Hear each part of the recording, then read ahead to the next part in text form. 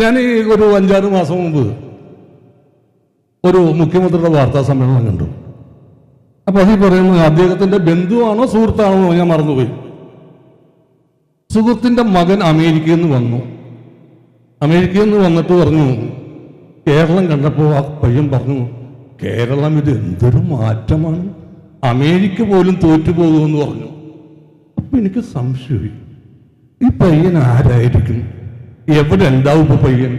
അങ്ങനെ ഞാൻ ഈ പയ്യൻ അന്വേഷിച്ചു തന്നു. എനിക്ക് പയ്യനെ കാണാൻ പറ്റി. നമ്മുടെ ഉളമ്പാറുള്ള മാനസിക ആശുപത്രിയിലായിരുന്നു. കാരണം ഞാൻ അച്ഛനോട് ചോദിച്ചു, എന്താ ഇവിടെ കൊണ്ടൊക്കെ എടുത്ത്? അല്ല സലീമിന് അറിയാമല്ലോ, 2-3 പ്രാവശ്യം സലീം അമേരിക്കയിൽ വന്നതല്ലേ. അപ്പോ ഈ കേരളം കണ്ടിട്ട് അമേരിക്ക എന്ന് പറയാൻ അപ്പൊ തന്നെ അവന് കുഴപ്പമുണ്ടെന്ന് മനസ്സിലായി. അതിന്റെ പേരിലാണ് ഞാൻ ഇവിടെ അഡ്മിറ്റ്. ഇപ്പൊ പോയതോ സുഹൃത്തുക്കളെ, കോൺഗ്രസ് പ്രവർത്തകരെ, നിലപാടുകളൊരു രാജകുമാരൻ എന്നറിയപ്പെടുന്ന VD സതീശന്റെ തെരഞ്ഞെടുപ്പ് കൺവെൻഷൻ, നിലപാടുകളുടെ ചക്രവർത്തി എന്നറിയപ്പെടുന്ന VM സുധീരനാൽ ഉദ്ഘാടനം ചെയ്യപ്പെട്ടു കഴിഞ്ഞു. അതിലൊരു സാക്ഷിയായി ഇവിടെ നിൽക്കാൻ എനിക്ക് സാധിച്ചത് ഞാൻ വളരെ കൃതാർത്ഥനാണ്. വേദിയിലിരിക്കുന്ന എല്ലാ സുഹൃത്തുക്കളോടും ഞാൻ എൻ്റെ കടമ ഇതല്ല, എനിക്ക് അവകാശപ്പെട്ട ഒരു സംഭവമുണ്ട്. ഇപ്പൊ VM പറഞ്ഞ പോലെ അദ്ദേഹമാണ് തെരഞ്ഞെടുപ്പ് കൺവെൻഷൻ തുടർച്ചയായിട്ട് ഉദ്ഘാടനം ചെയ്യുന്നു എന്ന് പറഞ്ഞ പോലെ തെരഞ്ഞെടുപ്പ് കമ്മിറ്റി ഓഫീസ് വർഷങ്ങളായിട്ട് ഉദ്ഘാടനം ചെയ്യുന്നത് ഞാനാണ്. അപ്പൊ ഭൂരിപക്ഷത്തിന്റെ ഒരു അംശം എനിക്കുണ്ട്. ഞാൻ അധികം രാഷ്ട്രീയ VM ഇപ്പൊ പറഞ്ഞു കഴിഞ്ഞു, എല്ലാ കാര്യങ്ങളൊക്കെ പറഞ്ഞു കഴിഞ്ഞു, ഞാനൊന്നും പറയുന്നില്ല. എങ്കിലും രണ്ട് കഥകൾ പറഞ്ഞിട്ട് ഞാൻ അങ്ങ് പോയിക്കോളാം. 2-3 കഥകൾ പറഞ്ഞിട്ട് ഞാൻ പോയിക്കോളാം. ഞാൻ ഈ ഒരു 5-6 മാസം മുമ്പ് ഒരു മുഖ്യമന്ത്രിയുടെ വാർത്താ സമ്മേളനം കണ്ടു. അപ്പൊ അതിൽ പറയുന്നത് അദ്ദേഹത്തിന്റെ ബന്ധുവാണോ സുഹൃത്താണോ ഞാൻ മറന്നുപോയി. സുഹൃത്തിന്റെ മകൻ അമേരിക്കയിൽ നിന്ന് വന്നു.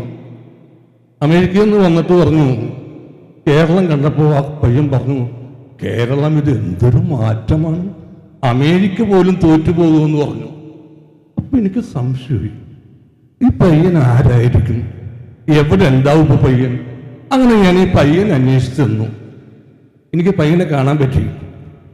നമ്മുടെ ഉളമ്പാറുള്ള മാനസിക ആശുപത്രിയിലായിരുന്നു. കാരണം ഞാൻ അച്ഛനോട് ചോദിച്ചു, എന്താ ഇവിടെ കൊണ്ടൊക്കെ എടുത്ത്?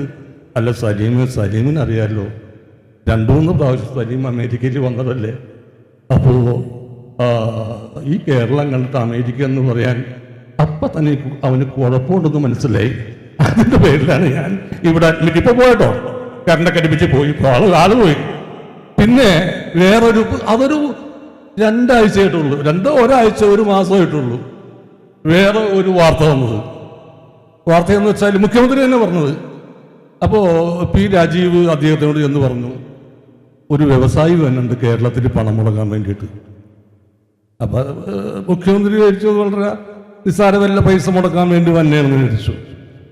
അങ്ങനെ ഈ വ്യവസായി വന്നു. ഈ വ്യവസായിക്ക് പേരില്ല കേട്ടോ, പേര് പറയില്ല പുള്ളി. പയ്യനും പേരും അഡ്രസ്സൊന്നുമില്ല, വ്യവസായിക്കും പേരും അഡ്രസ്സൊന്നുമില്ല. അപ്പൊ ആ വ്യവസായി വന്നു. അപ്പൊ എത്ര രൂപയാണ് മുടക്കാൻ ഉദ്ദേശിക്കുന്നത്? 3 ലക്ഷം കോടിയാണെന്ന് പറഞ്ഞു. അപ്പൊ പുള്ളി ഞെട്ടി, മുഖ്യമന്ത്രി ഞെട്ടിയിട്ട് ചോദിച്ചു, എന്താണ് കേരളത്തിൽ 3 ലക്ഷം കോടി മുടക്കുന്നത് എന്താണെന്ന് ചോദിച്ചു. അപ്പൊ അദ്ദേഹം പറഞ്ഞു, വ്യവസായ സൗഹൃദം ലോകത്ത് ഇത്രയുള്ളൊരു സ്ഥലം ലോകത്ത് എങ്ങുമില്ല, ആന്തൂർ സാധനെ പോലുള്ളവരൊക്കെ എങ്ങനെയാണ് നിങ്ങൾ സഹായിച്ചത്? അപ്പോ ഇത് കേട്ടപ്പോൾ ഞാൻ വീണ്ടും ഇയാൾ അന്വേഷിച്ചു തന്നു. അയാൾ അന്വേഷിച്ച് ചെന്നപ്പോ അയാൾ നമ്മുടെ പയ്യൻ കിടന്നില്ലേ അതിന്റെ ഇപ്പുറത്തെ വാർഡിൽ. അങ്ങനെ ഇല്ലാത്ത കഥകള്. അപ്പൊ ഡോക്ടർ പറയാണ്, മൂലമറ്റത്തുനിന്നുള്ള പവർ വെച്ച് ഷോക്ക് കൊടുത്തിട്ട് തീർന്നില്ല, ഇനി കഠിനംകുളത്തുനിന്ന് മറ്റേ താപനിലയത്തിൽ നിന്ന് വൈദ്യുതി വന്നാല ഇയാളുടെ ഇത് ഭ്രാന്ത് മാറുള്ളൂ എന്ന് പറയാം. അങ്ങനെ ഓരോ ദിവസം തോറും ഓരോ തള്ളു. കായിക മന്ത്രിയുടെ പേരിൽ വേറൊരു തള്ളു. നിങ്ങളൊക്കെ കേട്ട് കാണാം, മെസ്സി വരും കേട്ടോ, മെസ്സിയുടെ വരും, കലൂർ സ്റ്റേഡിയത്തിൽ വരും.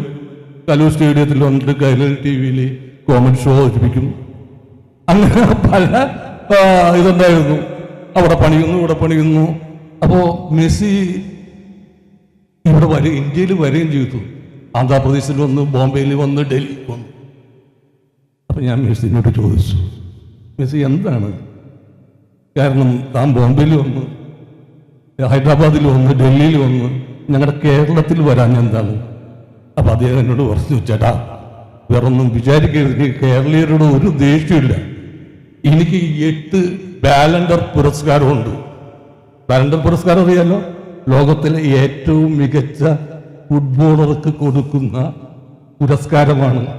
അത് 8 സ്വർണ്ണ പന്തുകളാണ്. അയ്യപ്പസ്വാമിയുടെ സ്വർണം കെട്ട യുവമാരി എന്റെ ബാലൻഡർ പുരസ്കാരം വെറുതെ വെക്കുമെന്ന് ചേർന്ന് തോന്നുന്നുണ്ട?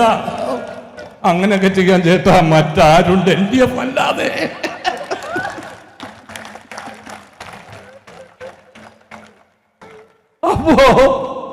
അപ്പൊ മെസ്സിയോട് നിങ്ങൾക്കൊന്നും തോന്നരുത്, അദ്ദേഹം പാവമാണ്. പിന്നെ എൻ്റെ ഒരു ശിഷ്യനായ രമേശ് പിഷാരടി പാലക്കാട് ഇലക്ഷൻ നിൽപ്പുണ്ട്. എനിക്ക് വലിയ സംശയമായിരുന്നു, ജയിക്കുമോ എന്നൊക്കെ ടെൻഷൻ ഉണ്ടായിരുന്നു. കാരണം ഞാൻ തന്നെ നിൽക്കുന്നതിന് തുല്യമായിട്ടാണ്. ഇപ്പം എനിക്ക് ഉറപ്പായി അവൻ വമ്പിച്ച ഭൂരിപക്ഷത്തിന് ജയിക്കുമെന്ന്. കാരണം തോമസ് ഐസക് ഡോക്ടറാണ്. പറഞ്ഞെന്താ, ഈ കമ്മ്യൂണിസ്റ്റ് പാർട്ടി ഇവിടെ അധികാരത്തിലേക്കുമ്പോൾ അമേരിക്കൻ CIA വന്ന് രഹസ്യ ചാരന്മാർ വന്ന് അന്വേഷിച്ചപ്പോൾ അതൊരു നാടകമാണ് കമ്മ്യൂണിസ്റ്റ് പാർട്ടി അധികാരത്തിൽ കയറ്റിയെന്നാണ് ഈ ചാരസംഘടന അവരോട് ഇന്ന് റിപ്പോർട്ട് കൊടുത്തത്. ആ കലാകാരന്മാരെ കോമാളി എന്ന് വിളിച്ചത്. കലാകാരന്മാർ ഇപ്പോൾ അവർക്ക് കോമാളികളായി മാറി. അപ്പം ഞാൻ വിചാരിച്ചൊരു ഇങ്ങനൊരു ഡോക്ടറല്ലേ, ഈ സാക്കള് തള്ളമാർ ധനതത്വശാസ്ത്രത്തിൽ ഡോക്ടറാണെന്നാണ് ആള്. അപ്പം അങ്ങനെ ഒരാളിങ്ങനെ പറയുമോ? ഞാൻ വീണ്ടും അന്വേഷിച്ചു വന്നു എന്തിലാണ് ഡിഗ്രി എന്ന്. അപ്പോഴാണ് കയറുപിരിയിലെ തരികിടകൾ എന്നാണ് അദ്ദേഹത്തിൻ്റെ ഡിഗ്രി. പിന്നെ അതല്ലേ പറയാണ്ട് എന്താ ചെയ്യുക? അപ്പോൾ ഞാനത് ഇനിയും ഹൈബി പ്രസംഗിക്കാനുണ്ട്, ഒരുപാട് പേര് പ്രസംഗിക്കാനുണ്ട്. അപ്പോൾ ഇത്രയും കാലം സതീശൻ ചേട്ടനെ നമ്മൾ വിട്ടത് ഒരു MLA ആയിട്ടായിരുന്നു. ഇനി കേരളം നയിക്കാനായിട്ടുള്ള ഒരാളായിട്ടാണ് പദവും നയിക്കേണ്ടത്. അപ്പൊ ശക്തമായ ഭൂരിപക്ഷം, ഞാൻ എന്നൊന്നും പറയുന്നില്ല, നമ്മളെക്കാൾ ആവുന്ന രീതിയിലുള്ള ഭൂരിപക്ഷം കൊടുത്ത് അദ്ദേഹത്തെ വൻപിച്ച വോട്ടിന് ജയിപ്പിക്കണം. മാത്രമല്ല UDF അധികാരത്തിൽ വരും എന്നെനിക്ക് 101% ഉറപ്പുണ്ട്. ജയ് ഹിന്ദ്.